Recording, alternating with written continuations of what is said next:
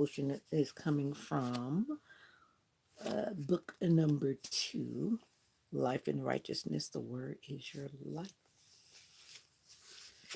Father in heaven, my God, I thank you so much for a new day. Thank you for this devotional book.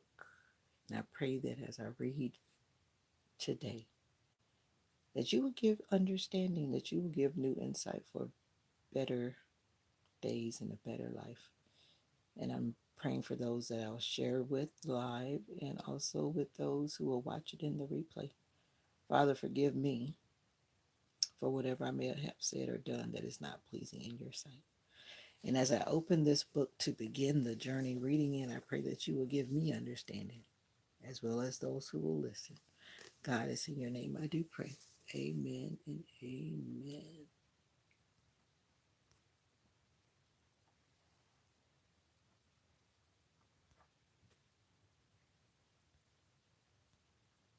God is so good. God is so good. God is so good. He's so good to me. And I love him so. Do. I love him so. Do. I love him so. Oh, he's so good to me.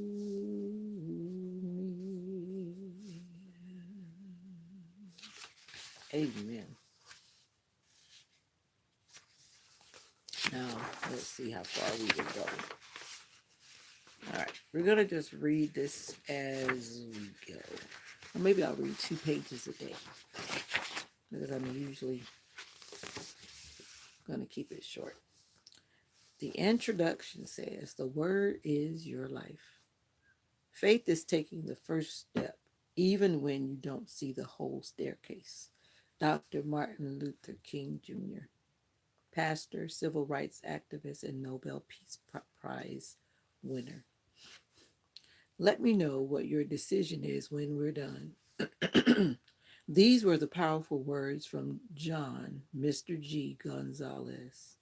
These words caused me to think about my life. These words placed me at the greatest decision that I would ever have to face. These were the words that would force me to choose life or death.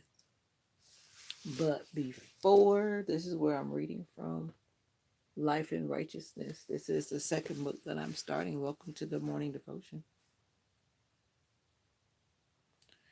These were the words that would force me to choose life or death. But before I finish this story, let me start from the beginning and tell you how it all happened.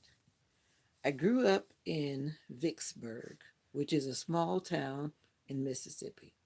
Life was good, but it seemed like the older I got, the worse life got.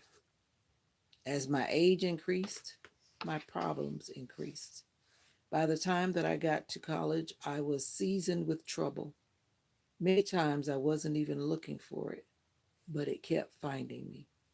I couldn't shake it loose. It seemed like everything that I touched was failing. I was failing in school, I was failing in my relationships, my friendships were failing, my family was failing. It seemed like everything that I touched miscarried. In other words, I would fail to achieve the intended purpose of anything that I got involved with. The school that I was, oh, wait a minute,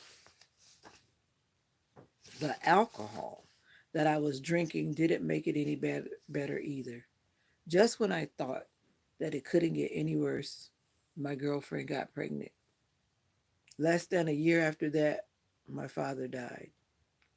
I was failing in life and I knew it. He's a loser. This is what people were whispering about me. They said amongst each other, I don't like him. He's not going to amount to anything. It was hurtful to hear those words about myself, But what hurt the worst was they were somewhat right. As much as I wanted these statements to be wrong, I knew deep down inside that they were right. I didn't sign up for failure. This was not the plan that I had for my life. My whole life was going downhill, and destruction was where I was headed. I felt that it wouldn't be long before I wound up in prison or dead. I tried to succeed, but success was far, far from me. I was trying to do better in school, so I met with one of my teachers, John, Mr. G. Gonzalez. He was my electronics instructor, and he said that I could come after class to work on my assignments. He also told me to sit in the back of the classroom because the Bible club was having their meeting in the front of the class. That was fine with me. As I worked on my project, I couldn't help but notice what they were saying. Their meeting was basically a Bible study. Mr. G was the one who taught the group. After it was over, I approached Mr. G and told him that I liked what that I liked what he was saying. I asked him could I come to one of the meetings, and he said yes. So I attended the Bible study and I enjoyed it. I told Mr. G that I would come back to the next meeting. It wasn't like I didn't grow up in the church. I used to be in the choir when I was young. Every now and then I would still go, even though I would visit church often. I knew that I wasn't saved. I had been approached before about salvation, but I refused. I felt that I wasn't ready. I was doing too many negative things to get saved. Now it was time for the next meeting. In the beginning of the Bible study, Mr. G asked me a question. Billy, are you saved? Have you received Christ into your life? I told him, no, I'm not ready right now. Mr. G then asked me, if you died right now, do you think that you would go to heaven? I told him that I didn't know. If God asked you, why should I let you into heaven? What would you tell him? I answered, I'm a good person. I have a good heart. Mr. G then began to explain to me how my Mr. G then began to explain to me how my good works can't get me into heaven. Receiving Jesus is what gets people into heaven. Then he began teaching me from the Bible. Though people tried to minister salvation to me before, this was the first time that I saw the scriptures for myself. Mr. G continued by saying, imagine you're in a courtroom, you're on trial, and God is the judge. God has come to a decision. Guilty. You're guilty, and your punishment is death. But then God comes off the throne, stands beside you, and says, I'll take the punishment for you. God takes the death penalty for you, and his body is lying there. Are you going to receive what he does for you, or are you going to walk over him and continue doing what you're doing?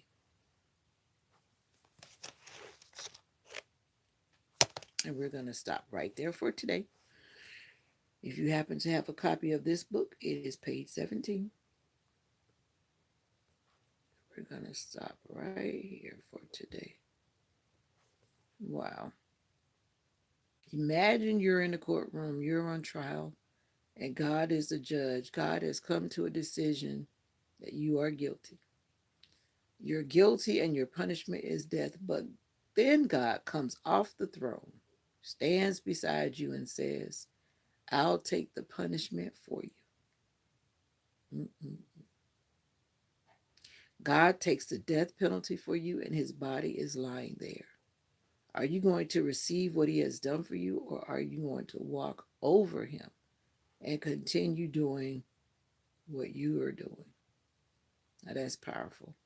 I've never heard it put that way, but that part You know, like when somebody steps over somebody that's like on the ground or something like that, you like, excuse me, and you kind of step over them.